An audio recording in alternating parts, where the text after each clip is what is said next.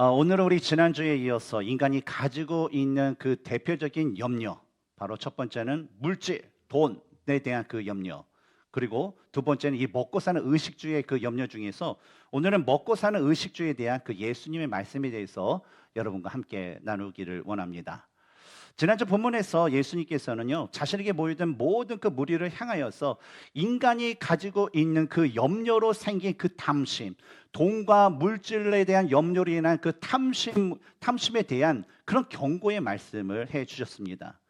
그리고 그 말씀을 우리가 두 가지로 요약하자면 바로 모든 탐심을 물리치라 라는 그 말씀, 그리고 또 하나는 바로 하나님께 대하여 부유한 자가 되라 라는 그런 말씀이었습니다. 그런데 오늘 본문이 시작되는 22절을 보면 또 제자들에게 이르시되 라는 그 말씀을 볼 때 이번에는 예수님께서는요, 자신에게 모여있던 그 무리보다는 그 무리들 중에 있었던 자신의 그 제자들을 겨냥하여서 오늘 본문의 말씀을 주셨다라는 것입니다. 어떻게 보면 이것을 오늘날에 비춰보면 복음을 듣고자 하는 그 수많은 사람들이 있는데 그 중에서 어때요? 우리 라이프 교회 성도들에게 이 말씀을 주셨다라고 우리는 빗대어 생각을 해볼 수 있을 것입니다. 왜냐하면 여러분, 하나님 나라의 그 백성이 돈과 물질에 대한 그 태도에 있어서 세상과 달라야 될까요? 아니면 세상과 같아야 될까요? 지난주에 얘기하셨던 예수님 말씀은 반드시 달라야 된다라는 것입니다. 마찬가지로 그 자리에 예수님을 따르고 보기 위해서 모였던 그 무리뿐만 아니라 그 가운데 있었던 특히 그 12 제자들은 바로 예수님을 위해서 복음의 사역을 가져야 되는데 그들의 인생관, 그들이 갖고 있는 그 인생관 역시는 어때요? 세상과 달라야 된다라는 것을 바로 그 자리에서 이 본문을 통해서 바로 그 제자들에게 말씀해 주시고자 했기 때문입니다. 그리고 이에 대해서 오늘 본문에서 예수님께서는요, 이 제자들에게, 아니 뭐 제자들뿐만 아니라 모든 사람들에게 가장 현실적이고 민감한 문제인 의식주와 같은 일에 대해서 우리가 염려하지 않기 위해서 다음에 그 몇 가지의 그 상황을 우리로 하여금 기억하라라고 하면서 오늘 본문의 말씀을 들려주시게 됩니다. 첫 번째로 예수님께서 말씀하신 것은 뭐냐면 우리가 믿는 하나님께서는 바로 자신의 자녀들을 귀하게 여기시는 분이시다라는 그런 말씀이었습니다. 먼저 22절을 한번 같이 읽겠습니다. 시작. 또 제자들에게 이르시되 그러므로 내가 너희에게 이르노니 너희 목숨을 위하여 무엇을 먹을까 몸을 위하여 무엇을 입을까 염려하지 말라. 이 22절을 보면요, 두 가지의 병행 구절을 우리가 찾아볼 수가 있습니다. 어떤 거냐면 목숨과 먹을 것, 그리고 또 하나가 뭐죠? 몸과 의복이라는 그 병행 구조를 우리는 찾아볼 수가 있습니다. 근데 여러분, 인간의 그 삶에 있어서 목숨과 먹을 것, 그리고 이 몸과 의복이라는 것은요, 우리가 인간으로서의 기본적인 삶을 살아가는 데 있어서 가장 필요한 기본적인 요소인과 동시에 이것은 서로 분리시켜서 말할 수 없는 아주 밀착 관계에 있는 요소들이다라는 것입니다. 그런데 예수님께서 제자들에게 우리 인간에게 가장 기본적이고 중요한 이런 요소들에 대해서 말씀해 주시는 가운데 제자들에게 질문을 던지게 돼요. 근데 그 첫 번째 질문이 뭐냐면 그 중에 무엇이 더 중요한가라는 겁니다. 제가 한번 여러분에게 퀴즈를 내겠습니다. 여러분, 목숨과 먹을 것 중에 뭐가 중요합니까? 너무 문제가 어렵나요? 그렇죠? 딩동댕 맞았습니다. 예. 다음 두 번째 문제. 여러분, 몸과 의복 중에 어떤 게 더 중요할까요? 몸이 중요합니다.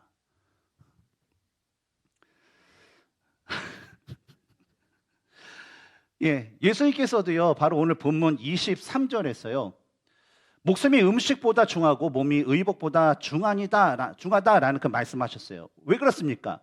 목숨이 있어야 먹을 것이 필요한 거예요. 목숨이 없는데 먹을 것이 있어봤자 뭡니까? 다 썩어지는 그런 것이 될 수밖에 없는 거예요. 그 다음에 뭡니까?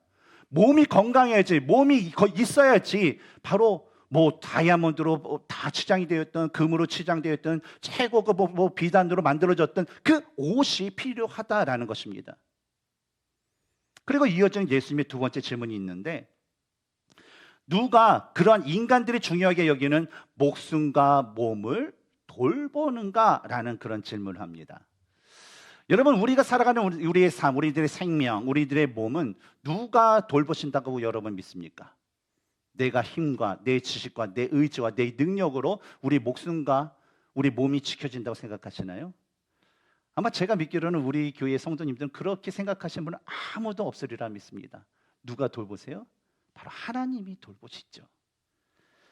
이런 하나님의 돌보심에 대해서 예수님께서는요, 오늘 본문을 통해서 세 가지의 이야기를 들려주시는데, 먼저 이 까마귀를 돌보시는 그런 하나님에 대한 그 말씀, 그 이야기를 제자들에게 들려주십니다. 우리 24절에 읽겠습니다. 시작. 까마귀를 생각하라. 심지도 아니하고 거두지도 아니하며 골방도 없고 창고도 없으되 하나님이 기르시나니 너희는 새보다 얼마나 더 귀하냐.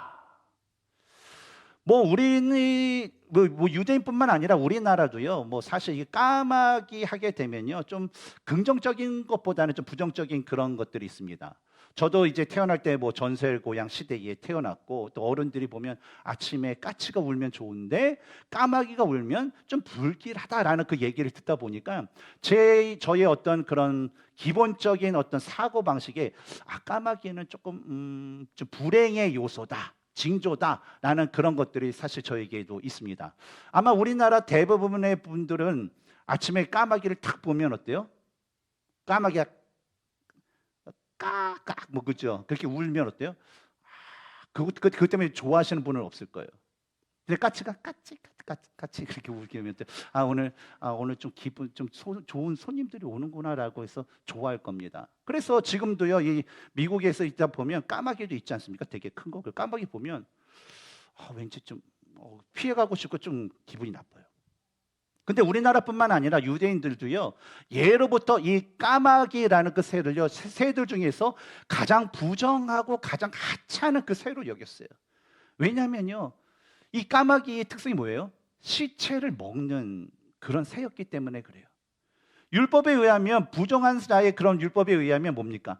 죽은 자의 그 시체를 만지거나 또 닦거나 그가 묻혀인 어떤 무덤이나 그가 입었던 옷을 만지는 자는 뭐래요? 부정하게 될 것이다라는 것처럼 그런 율법적인 사고가 있었던 그 사람들에게 시체를 먹는 새? 이건 부정한 거예요. 두말할 거 없어요. 이런 새? 진짜 이건 말도 안 되는 짓을 하니까 이건 진짜 너는 진짜 하찮은 그런 존재야라고 여길 수밖에 없다라는 것이죠. 그런데 예수님께서 오늘 본문에서는요, 바로 이 유대인들이 하찮게 여기는 이 까마귀에 대한 이야기를 해주시는 거예요. 이 까마귀가 하찮다 보니까 먹이를 이렇게 주면서 키우는 그런 사람이 아무도 없었을 거예요. 근데 까마귀는 어때요? 자신이 어떤 씨를 뿌리거나 또 열매를 거두거나 또 모든 자신의 그 먹을 것을 모아두는 어떤 골방이나 창고가 없어도요, 진짜 생명을 잘 유지하면서 너무나도 잘 살아간다는 거예요. 그러면서 예수님께서 까마귀가 심지도 않고 거두지도 않고 곡식을 모아놓을 골방도 없고 곡간도 없는데 까마귀가 저렇게 잘 건강하게 잘 사는 이유 너 아니? 라고 제자들이 물어보는 거예요. 왜요? 바로 하나님께서 돌봐주시기 때문이라는 거예요. 하찮은 그 새조차도. 따라서 예수님께서는 제자들에게 말씀하신 건 뭐냐면, 그런 너희들이 하찮은 있게 여기는 그 까마귀마저 하나님께서 돌보시거든. 하나님의 형상대로 지음받은 인간을 하나님께서 귀하게 여기시고 하나님께서 돌보신다라는 것은 당연한 일이다라는 그 말씀을 주시는 것이었습니다. 그 다음에 이제 두 번째로 때를 따라 키를 자라게 하시는 그 하나님에 대한 그 말씀을 해주세요. 우리 25절 읽어볼까요? 시작. 또 너희 중에 누가 염려함으로 그 키를 한 자라도 더할 수 있느냐? 이 구절에 나오는 이 키로 번역된 이 헬라어에는요, 이 생명이라는 그런 의미도 담겨져 있습니다. 그리고 이 한 자라는 것은 이 팔꿈치에서 손끝까지 이르는 한 30cm쯤 더 긴 그 길이를 말하죠. 그런데 특히 본문에서는 이 한 자라는 것은요, 어떤 이 팔꿈치에서 손가락 끝까지의 그 길이를 얘기하는 것이 아니라 아주 작은 것, 아주 작은 양을 표현하고 있다는 거예요. 바로 예수님께서는요, 이 한자라는 그 표현을 통해서 인간이 아무리 염려를 하고 걱정을 하고 심심히 알아도 인간의 키를 조금이라도 자라게 하거나 인간의 생명을 조금이라도 더 연장시킬 수 없다라는 거예요. 하지만 그것을 하실 수 있는 분은 바로 하나님이 하실 수 있고, 바로 하나님께서 사람들에게 합당한 때에 그 키가 자라도록 돌보신다라는 것을 바로 말씀하시는 겁니다. 따라서 하나님만이 하실 수 일임에도 불구하고 하나님께 맡기지 않고 그저 염려하고 걱정하는 그 자들에게 예수님께서는 26절에서 다음과 같은 책망을 하시게 되는 겁니다. 그런즉 가장 작은 일도 하지 못하면서 어찌 다른 일들을 염려하느냐. 뭡니까? 하나님께서만 할 수 있는 일에 대해서 우리는 염려할 필요가 있다라는 거예요, 없다라는 거예요? 없어요. 그리고 우리 할 수 있는 건 뭐예요? 그렇게 하나님께만 맡기면 된다라는 거예요. 그리고 세 번째로 예수님께서는요, 이 백합화를 입히시는 하나님에 대한 말씀도 해주시게 됩니다. 우리 27절에 읽겠습니다. 시작. 백합화를 생각하여 보라. 실도 만들지 않고 짜지도 아니하느니라. 그러나 내가 너희에게 말하노니 솔로몬의 모든 영광으로도 입은 것이 이 꽃 하나만큼 훌륭하지 못하였느니라. 이 구절에서 예수님께서 언급하신 이 백합화라는 것은 우리가 이스터 때 백합 화분을 이렇게 가져오잖아요. 백합 화분요. 그럼 백합이 아니라 그냥 드레핀 야생화를 얘기해요. 우리가 텍사스에 오는 상황에 비교해 보면 이 텍사스의 꽃이라고 할 수 있는 그 블루보넷이라는 것이 있습니다. 그렇죠? 이 들판에 하이웨이를 탁 타고 가면 들판에 어때요? 4월경? 그렇죠? 4월경이 한 3주 동안에 예쁘게 쫙 펴져 있는 그 푸른 어떤 그 꽃들, 그렇죠? 그런 꽃들을 얘기한다라는 것이죠. 근데 예수님께서는요, 제들로 하여금 그렇게 드레핀 그런 꽃들, 귀에서 사람들이 캐다가 좋은 화분에다 좋은 흙을 넣고 거기 위에다가 잘 흡여들거나 습기가 마르지 않도록 자갈을 놓거나 막 그렇지 않는 그런 야생화가 어떻게 저렇게 예쁘게 필 수 있는지를 한번 잘 관찰하여 보라라는 것입니다. 왜냐하면 여러분, 사람의 경우에도요, 우리가 예쁜 옷, 멋진 옷을 입기 위해서는 어떻게 해야 할까요? 오늘날에는 돈만 주면 그로소에서 이렇게 스토어에서 살 수 있지만, 옛날에 옷을 만들기 위해서는 어떻게 했습니까? 그 실을 만드는 그 곤충을 잘 키웠어. 그래서 거기서 실을 잘 뽑았죠. 그래서 최대한 뽑고, 그 뽑은 그 실로 어때요? 그 옷을 촘촘하게 만들다, 또 듬성듬성 하면서 어때요? 최대로 좋은 그런 옷감을 만들게 된다는 것이죠. 그 다음에 옷감으로 뭐예요? 치수를 잘 재고 가위를 자르고 바늘 찔려가면서 이렇게 옷을 이렇게 꼬매서 입게 되면 바로 사람들이 입을 수 있는 아름다운 옷, 사람들이 입을 수 있는 멋진 그 옷을 입을 수 있다는 것입니다. 그런데 백합화는 어떻다라는 거예요? 제자들에게 왜 백합화를 보라는 거죠? 야, 백합화가 저렇게 아름다운 옷을 입고 있는데 백합화는 너희들이 하는 것처럼 어떤 실을 뽑거나 실로 옷감을 만들거나 옷감으로 옷을 만들거나 하는 그 수고를 1%도 아니 0.00001%도 하지 않았음에도 불구하고 저렇게 아름다움을 나타낼 수 있는 그 이유를 너희들 아니? 그렇게 물어보시는 거예요. 그 이유는 뭘까요? 바로 28절의 그 말씀처럼 하나님께서 그들을 돌봐주시고 하나님께서 그 아름다운 옷을 바로 백합화에게 입혀주었기 때문이다라는 것을 바로 가르쳐 주신 것입니다. 예수님께서 말씀하신 이 세 가지의 예화처럼 하나님만이 이 세상의 모든 생명체를 돌보시고 입히시는 분이시고요, 그 무엇보다도 인간을 더 귀하게 여기시는 분이시다라는 거예요. 따라서 인간의 목숨과 그 몸을 더 잘 돌보고 입히신다라는 것은요, 누가 뭐라고 해도 이거는 두말하면 잔소리인 거예요. 당연하다라는 거예요. 또한 하나님께서는 어떠신 분이십니까? 이미요, 이스라엘 백성들에게 날마다 일용한 양식인 어떤 만나와 그것을 채워주시고 한 것처럼 뭐예요? 하루에 필요한 그 일용한 양식, 우리에게 필요한 그 모든 것들을 너희에게 주시겠다라고 약속하신 분이시다라는 거예요. 우리가 성경 공부나 우리가 설교 시간에 들었지만 일용한 양식은 뭐예요? 먹을 것만 얘기하는 게 아니에요. 우리 하루의 삶에 필요한 옷, 돈, 우리가 자동차 깰 수도 있고요. 여러 가지 있잖아요. 오늘날 우리가 살아가는 그 모든 필요한 것들을 뭐예요? 하나님께서 허락해 주신다라는 거예요. 그리고 실제적으로 어떻게 했습니까? 이스라엘 백성들이 40 광야 시절 때에 그들이 신발이 닳았다고 하나요? 성경은요, 신발이 닳지도 않았다는 거예요. 그들이 굶었나요? 굶지도 않았어요. 그들이 목마름을 당했나요? 아니에요. 그렇지 않았어요. 하나님께서 다 지켜줬다는 거예요. 실제적으로 바로 때를 따라서 과거의 이스라엘 백성들에게나 오늘날 우리들에게나 앞으로 자신의 그 백성들에게 하나님은 뭐예요?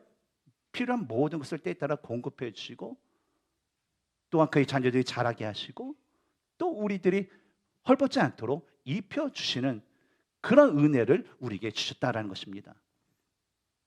그런데 그럼에도 불구하고 하나님의 약속을 믿지 못한 채 여전히 무엇을 먹을까, 무엇을 입을까를 구하기 위해 고민한다라는 것은요, 이것은 하나님의 백성이 아니라 세상 사람들이나 구하는 그런 어리석은 모습이다라는 것을 말씀하신 것입니다. 그러므로 우리는요, 모든 인간을 귀하게 여기시는 하나님, 이 세상의 모든 생명들보다 바로 인간을 귀하게 여기시는 그 하나님, 특히 자신의 자녀된 우리들을 그 사랑하시는 하나님을 우리가 온전히 알아야 될 줄 믿습니다. 그리고 우리의 그런 목숨, 우리의 몸을 돌보시고 지켜주시는 그 하나님께 우리가 그 모든 것을 맡기면서 우리의 삶이, 우리의 인생이 주님의 뜻 가운데 살아갈 수 있도록 주님 앞에 드리는 삶을 살아갈 수 있는 하나님의 귀한 백성들이 되어야 될 줄 믿습니다. 계속 이어지는 말씀을 보면 예수님께서는요, 우리가 이러한 세상의 염려를 하지 않기 위해서 기억해야 할 두 번째 그 사항이 있다라고 하는데, 그것은 뭐냐면 하나님의 자녀들은요, 오직 하나님의 나라만을 구해야 된다라는 거예요. 뭘 구해요? 하나님의 나라만. 29절을 보면 예수님께서는 이에 대해서 먼저 두 가지의 상을 제자들에게 하지 말라라는 그 금지의 말씀을 주시는 것을 볼 수가 있습니다. 29절을 보면 너희는 무엇을 먹을까 무엇을 마실까 하여 구하지 말며 근심하지 말라라고 합니다. 이 구절에서 말하는 거 뭐예요? 무엇을 먹을까 무엇을 마실까라는 것을 첫 번째로 구하지 말라라는 말씀을 해요. 근데 여기서 말하는 구하지 말라라는 이 단어에서 구하라는 것을 우리가 뭐 기도할 때 기도의 어떤 간구 뭐 그런 것을 의미하는 것이 아니에요. 어떤 것을 의미하냐면 자신이 원하는 어떤 것이 있어요. 인간의 그런 욕심에 의해서 그것을 얻기 위해서 인간적인 열망으로 연구로 노력으로 자신이 할 수 있는 것을 계속해서 그것을 얻기 위해서 추구하는 것을 가리킨다라는 거예요. 이 구절에 하나 구하다라는 거. 그런데 우리가 이 말씀에서 오해하지 말아야 될 것은 뭐냐면 예수님께서 29절에서 무엇을 먹을까 무엇을 마실까라는 이 세속적인 가치를 계속 추구하지 말라라는 것은요, 그냥 우리가 이 세상에 사니까 이 세상에서 세상 일을 아무것도 하지 말라라는 그 말씀이 아니라는 거예요. 절대 오해하시면 안 돼요. 왜냐하면 우리에게 준 지금 이 세상에서 일터는요, 하나님께서 우리로 하여금 하나님의 나라를 경험하게 하시고 하나님의 복음을 전하게 하는 그런 선교 현장이라는 거예요.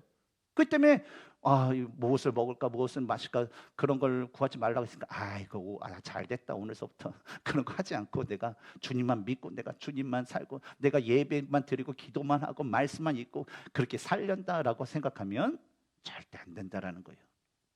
그건 무슨 얘기냐? 여러분, 모든 사람은요 인생의 그 방향과 목적이 있습니다. 우리 아이들이 자라면서 공부할 때 아이들이 성숙하고 성장할수록 뭘 얘기하냐면 자신의 인생의 목적과 방향을 설정하게 됩니다. 그래서 우리 기도하잖아요. 매 금요일마다 기도 시간에 아이들이 주님을 향한 그런 인생의 방향과 목적을 가질 수 있도록.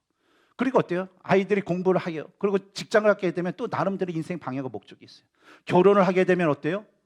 결혼을 하게 되면 그거에 대한 인생의 방향이 있고, 우리가 또 아기를 낳으면 우리 부모들은 자녀에 대해서 어떤 인생의 그 방향과 목적이 있어요.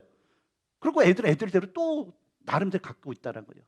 근데 인간이 갖는 어떤 인생의 방향과 목적이 바로 무엇을 먹을까, 무엇을 입을까, 무엇을 탈까, 어느 집에 살까 하는 어떤 그런 세속적인 가치에 매여 있다면 그것이 잘못됐기 때문에 그것만을 추구하는 어떤 세속적인 가치에 매여서 오직 모든 생각과 모든 마음이 그것만을 추구하는 삶을 살지 말라라는 그런 말씀이에요.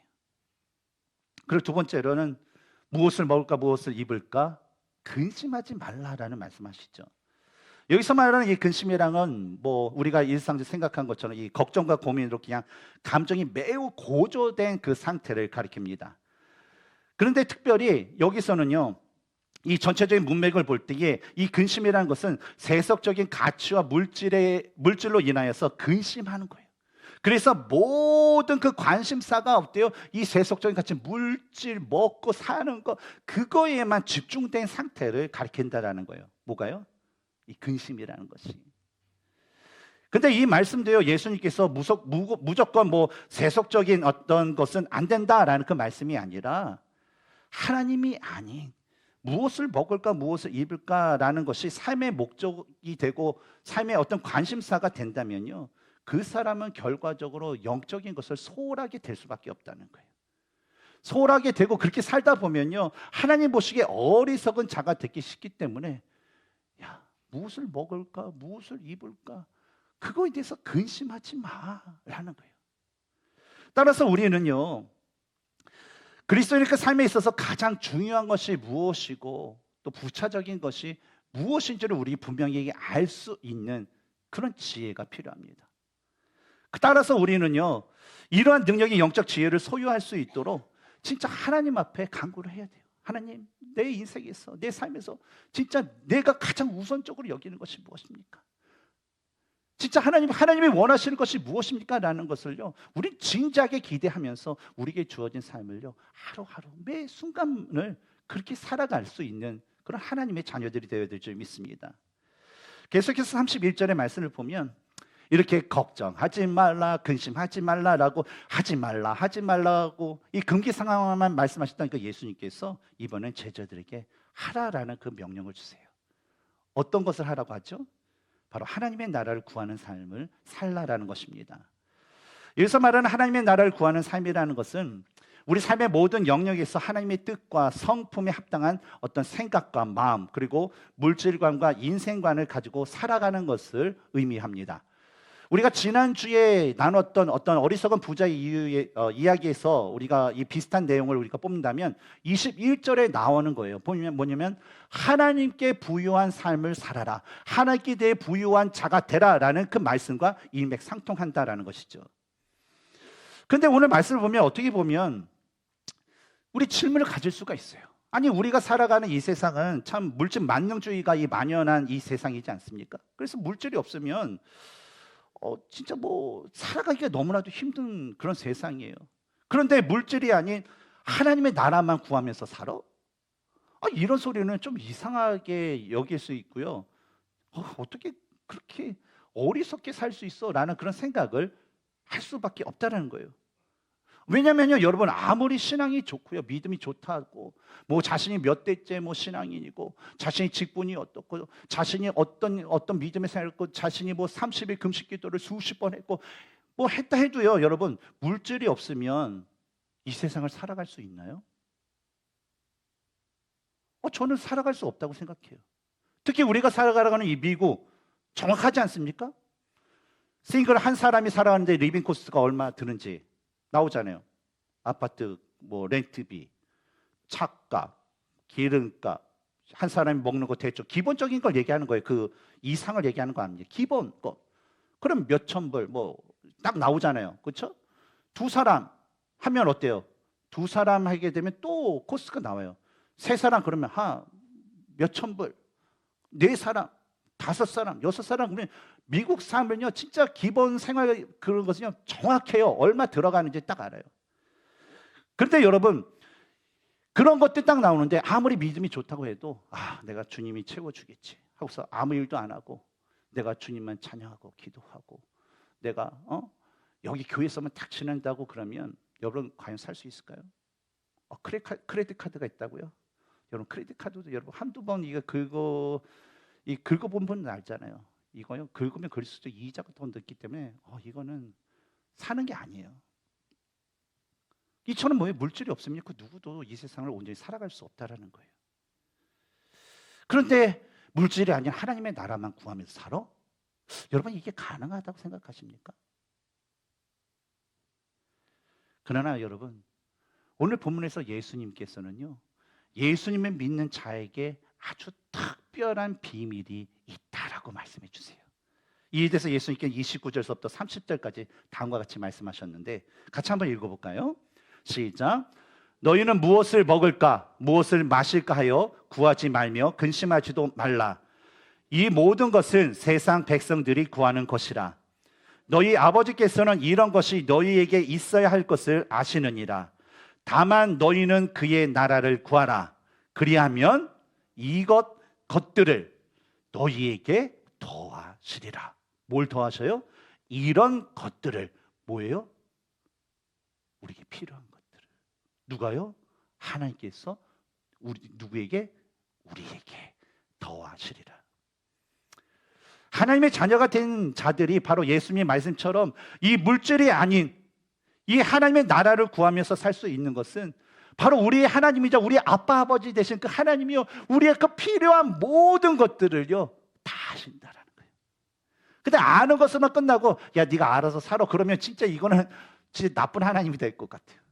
근데 하나님은 다 아실 뿐만 아니라 어때요? 그 필요한 것을 다 우리에게 채워주시기 때문에 우리는요 세상 물질 무엇을 먹을까 무엇을 입을까라는 것을 걱정할 필요도 없고 근심할 수 없는 거예요. 왜냐? 다 주님께서 채워주시기 때문에. 우리들의 아이들 보세요. 우리 아이들 먹는데 걱정하면서 사는 그런 자녀도 있습니까? 아, 오늘 무엇을 먹을까? 무엇을 입을까? 나는 무엇을 먹고 무엇을 살까? 그렇게 고민하는 아이들이 있나요? 없어요. 왜 없어요? 내 엄마 아빠가 다 그걸 먹여주고 입혀줄 것이라는 것을 믿기 때문에 그래요. 근데 우리 하나님도 어때요? 그보다도 더 우리를 하시고 우리 필요를 더 채워주신 분이 그 분이기 때문에 우리는 전혀 물질에 대한 걱정, 근심 같은 걸 할 필요가 없다라는 거예요. 바로 이것이 예수님이 믿는 자만이 가질 수 있는 특별한 비밀이라고 말씀하신 것이고 바로 이 비밀을 믿고 그것을 누리는 자만이 주 안에서 영원토록 풍성한 삶을 살 수 있음을 말씀해 주신 것입니다. 그리고 또한 이러한 삶을 사는 것에 대해서 우리로 하여금 두려워할 필요 없다라고 이야기를 하세요. 왜냐하면 32절에 적은 무리여 누굴 얘기합니까? 수많은 무리들 중에 있는 그 제자들을 얘기하죠. 적은 무리여 무서워 말라. 너희 아버지께서 그 나라를 너희에게 주시기를 기뻐하시느니라 라는 그 말씀처럼 하나님께서는 어떤 분이에요? 바로 하나님의 그 나라를 구하는 자에게 자신의 나라를 주기를 기뻐하시는 분이다라는 거예요. 비록 하나님의 그 나라를 구하는 사람들이 적어요. 왜냐하면 너무나 힘들게요. 그만한 대가를 치르기 때문에 그 길이 너무나도 거치고 좁기 때문에 많은 사람들이 그 길로 가고 싶지 않아요. 하나님의 나라를 구하는 길은요 작고 협소하기 때문에 불편하고 어렵기 때문에 귀찮기 때문에 사람들이 그 문으로 가기 싫어해요. 하지만 하나님의 말씀을 믿고 하나님의 말씀대로 순종하여서 그 길을 가고 그 문을 통과하는 자에게는 하나님께서 뭐예요? 자신 나라를 주시겠다는 거예요. 비록 그 사람이 한 사람일지라도 비록 그 사람이 소수의 사람일지라도 어때요? 그 사람들에게 자신의 나라를 주시기를 기뻐하시기 때문에 우리가 이 세상에서 믿음의 삶을 사는 것 수많은 사람이 믿음의 삶을 살지 않아도 내가 믿음의 삶을 살아야 되는 이유가 여기 있다는 거예요. 많은 그리스도인이라고 하는 사람들이 그리스도인답게 살지 않아도 내가 말씀대로 그리스도인답게 살아야 되는 이유가 바로 여기 있는 거예요. 따라서 우리는요 육신의 탐심과 어떤 세속적인 근심을 버리기 위해서 항상 하나님과 그 교제하는 그런 시간을 우리는 날마다 지속적으로 계속적으로 우리는 가져야 됩니다. 이것을 말씀의 근거에서 보자면 로마서 12장 1절에 그러므로 형제들아 내가 하나님의 모든 자비하심으로 너희를 권하노니 너희 몸을 하나님이 기뻐하시는 거룩한 산 제물로 드리라 이는 너희가 드릴 영적 예배라 라는 그 말씀처럼 여러분 이 말씀은요 우리가 주일날만 와서 딱 한 시간만 이 시간만 하나님 앞에 드리고 하나님 앞에 잘 보이고 하는 것이 아니라 어때요? 이 예배 시간 이후에도 주일 오후에도 월요일부터 토요일 모든 그 삶에도 밤과 낮에도 뭐예요? 바로 하나님이 원하시는 뜻이 무엇인가 하나님이 기뻐하시는 뜻이 무엇인가를 우리가 계속 찾기를 구하고 그것을 우리가 알았으면 그걸 좀 행하고 그런 삶을 우리는 계속적으로 살아가야 된다는 것입니다. 근데 참 이런 삶도 말은 쉽지 참 어려워요. 그렇죠? 말은 쉬워요. 목사님 참 말은 쉽게 하죠. 그렇죠? 근데 참 사는 거 힘듭니다. 근데 여러분, 이런 삶을 사는데도 비밀이 있어요. 어떤 비밀이냐? 바로 우리가 가장 중요하게 여기고 기본적으로 가져야 할, 신앙인들이 가져야 할 것, 바로 기도를 통해서 우리는 이것을 가능하게 됩니다. 오늘날 그 사탄은요, 이 그리스도인들이 믿음을 버리고 그들의 믿음을 무너뜨리기 위해서 많은 그런 공격을 합니다. 여러 가지 상황과 환경과 여러 가지를 줘요. 그런데도 어때요? 믿음 기도하는 사람은 성령께서 능력을 주기 때문에 굳건해요. 그러면 그 다음에 사용하는 것이 있는데 뭐냐면 사람들로 하여금 최선을 다해서 살아가도록 해요. 야, 너 최선을 다해서 살아가. 최선을 다해서 일하면 너 승진도 하고 돈도 벌고 출세도 하고 사람들이 인정을 할 거야. 그러니까 야, 최선을 다해서 살아가. 얼마나 멋지니? 라는 그런 얘기예요. 그래서 사람들이 최선을 다해서 열심히 일을 합니다. 특히 우리 미국에 오신 분들 얼마나 열심히 일을 합니까? 일을 열심히 해요. 근데 여러분, 일을 열심히 하게 되면 시간이 어떤가요? 널널해요? 아니면 바빠요? 바빠요. 일을 열심히 하면 당연히 바쁘죠. 근데 바쁘다 보면 어떨까요? 당연히 기도할 그 겨를이 없어집니다. 근데 여러분, 이런 삶을 계속적으로 반복해서 살아간다고 생각해 보세요. 하루 이틀도 아니고 계속.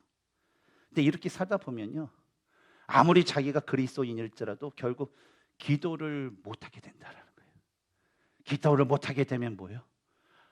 계속 물질과 그 염려 때문에 걱정할 수밖에 없어요. 무슨 일만 당하면 하나님을 외치고 하나님을 붙드는 것이 아니라 그냥 다른 것을 막 돌아다니다가 허송세월 버리고 그냥 그러고 나서 이제 자기 답을 못 찾는다, 실족했다 그러고 뭐 그런 결과를 얻을 수밖에 없다라는 거예요. 근데 여러분, 이런 방법이요, 바로 현대 그리스도인들을 무너뜨리게 하는 이 사탄의 아주 교묘한 공격이다라는 것을 여러분 반드시 알아야 됩니다. 그리고 이러한 사탄의 공격이 무서운 건 뭐냐면요, 항상 이런 열심히 살아라, 최선을 다하라라는 그 삶 가운데 사탄이 사용하는 또 하나의 그 툴이 있어요. 숨겨진 틀. 그 뭐냐면 인간들에게 가장 민감한 돈과 물질 그리고 의식주에 대한 삶의 염려라는 그 툴을 인간들에게 부어주면서 야, 최선을 다해서 살아가라 라는 그런 말을 한다라는 거예요. 저도 미국에 와서 이 시카고에서 처음에 이제 혼자 와서 이렇게 생활하는데, 저희가 지난번에 얘기했지만 저희는 IMF 때 집안이 조금 이렇게 망한 집안입니다. 그래서 미국에 왔는데 한국에서 서포트 되는 것이 없으니까 이제 혼자 자급자족을 해야 돼요. 일하고 제가 일을 하지 않으면 생활비나 그런 게 없어요. 근데 이제 혼자 살 때는 여기에 크라고 같은 그 주얼 오스커라는 그런 그로서리가 큰 데가 있습니다. 거기 가면 항상 보면 바이온 게든 프리 뭐 식빵 그런 것들이 있어요. 그래서 바이온 게든 그런 것들을 이제 찾아서 하면 한 먹고 사면 뭐 점심 때는 주일날 이게 남은 그 국밥 있죠. 국밥으로 점심 이렇게 때우고 뭐 저녁에 그 빵 같은 아침에 그런 빵 때우고 그러면 한 3주는 버텨요. 그래서 그러면서 이렇게 살았어요. 그러다 이제 제가 아내를 만나서 결혼했는데 토끼 같은 그 아내를 이제 얻었습니다. 그래서 토끼 같은 눈으로 저를 이렇게 쳐다보면서 오늘 남편이 오늘 뭘 먹여 줄까, 뭘 입혀 줄까 이게 쳐다보고 있어요. 그러다 보니까 뭐 제가 했던 것처럼 뭐 빵 무스르기 이렇게 먹고 살 수가 없더라고요. 그러다 보니까 어때요? 일을 하면 안 됐어요. 그래서 가서 청소도 하고 제가 다림질도 배우고 웨어라스도 일하고 뭐 닥치는 대로 일을 하는 거예요. 왜 일을 할까요? 야, 용호야, 네가 지금 기도하고 네가 아무리 전도사지만 기도하고 말씀 보는 것보다 야, 지금 네가 가서 청소하고 이 돈을 벌어야지, 열심히 살아야지. 그래야지 네 처자식 너만 보고 있는데 쌀이라도 밥이라도 먹일 수 있을 거 아니야. 야, 고기라도 먹일 수 있을 거 아니야. 하면서 계속적으로 저에게 주는 거예요. 그러니까 어때요? 그것 때문에 내가 일을 안 하면 내가 더욱더 이제 또 어떤 주님의 일을 위해서 내가 더 동전해야 되는데, 그것보다 어때요? 내가 일을 해야 되는데, 돈을 벌어야 되는데, 열심히 살아야 되는데 하는 그거에 있어 매달려서 사는 그런 삶이 저에게도 있었다라는 거예요. 왜? 두렵기 때문에. 내가 일을 안 하면, 내가 물질 벌지 않으면 내 처자식이 굶고 헐벗을까 봐 하는 그 두려움이 저에게 가득했기 때문입니다. 근데 이런 공격은요, 모든 사람들에게 사탄은 그대로 준다라는 거예요. 그러니까 어때요? 안 할 수가 없어요. 그러니까 어때요? 빠질 수밖에 없는 거예요. 따라서 우리는요, 아주 교묘하게 아주 강렬하게 우리를 공격하는 이 사탄의 그 공격에 우리가 이겨내고 이것을 방어하기 위해서 우리는 평소에 항상 그 기도의 훈련과 기도의 연습을 우리가 하고 또 기도의 삶을 우리는 살아가야 됩니다. 그리고 기도를 통해서요, 날마다 하나님께서 자신의 그 자녀, 바로 나를 사랑하시고 나를 귀하게 여기신다라는 것을 항상 기억하고 그 자신의 그 자녀를 귀하게 여기심으로 인해서 필요한 모든 것들을 다 공급해 주고 채워주시는 그 하나님에 대한 그 믿음을요, 항상 그 가슴속에 온전히 믿는 그런 삶을 살아야 될 줄 믿습니다. 그리고요, 그 기도 가운데 내가 나의 인생을, 나의 삶을 진짜 내가 지금은 10%만 하나님께 드릴 수 있을 것 같아요. 아직까지 90%못 나요. 무서워요. 하면 여러분 10%만 하나님께 남겨놓으세요. 여러분의 삶과 모든 것. 근데 10% 내놨더니 하나님께서 잘 도와주세요. 하나님이 나에게 함께 하시는 거 믿어요. 그럼 여러분 그것이 믿는다면 그 다음에 20%를 내려놓으세요. 20%를 하나님 20%만 내 인생 한번 책임져 줘보세요 하면서 해보세요. 하나님께서 채워주시면 그 다음에 30%, 40%, 50%. 여러분, 여러분의 그 믿음의 분량대로 여러분의 삶과 여러분의 목숨과 몸을 온전히 그 맡기는 그 삶을 살면서 그 다음에 뭐예요? 하나님께 맡긴 만큼 처음에는 10%만 하나님의 나라를 구하는 삶 살고 20% 맡기 20% 하나님의 나라를 구하면서 점점 뭐예요? 여러분의 삶 가운데 하나님의 그 나라를 구하는 삶을 살 수 있도록 노력하시는 우리 모두가 되었으면 좋겠습니다. 그런데 여러분, 중요한 것은 남들이 다 하는 열심은요, 노력이 아니라는 거예요. 여러분, 노력이라는 것은요, 일반 사람들이 할 수 있는 거, 그러니까 운동선수가 아침 운동, 점심 운동, 저녁 운동, 일과 짜여진 것만 연습하는 그것은 노력이 아니에요. 진짜 노력하는 운동이 뭡니까? 그 외에 남들이 쉴 때 운동하고 남들이 잠잘 때에 운동하면서 남들이 하기 싫고 남들이 힘들어하고 꺼려하는 그것을요, 자신이 그 하나님의 나라를 위해서 힘써 노력하는 것, 이것이 바로 노력이고요. 바로 이것이 우리가 가져야 할 믿음의 노력일 줄 믿습니다.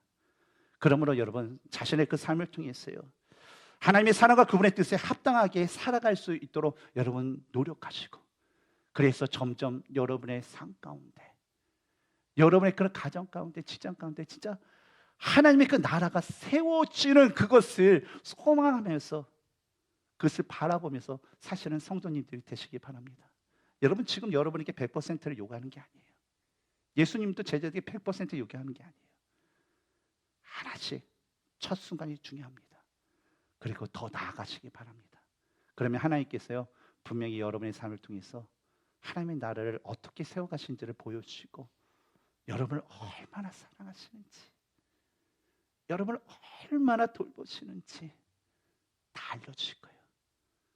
그러면 그만큼 우리에게는 걱정이 없고 주님만을 의지하며 살아갈 수 있는 그런 은혜와 축복이 가득 넘칠 줄 믿습니다. 우리 다 함께 기도하겠습니다.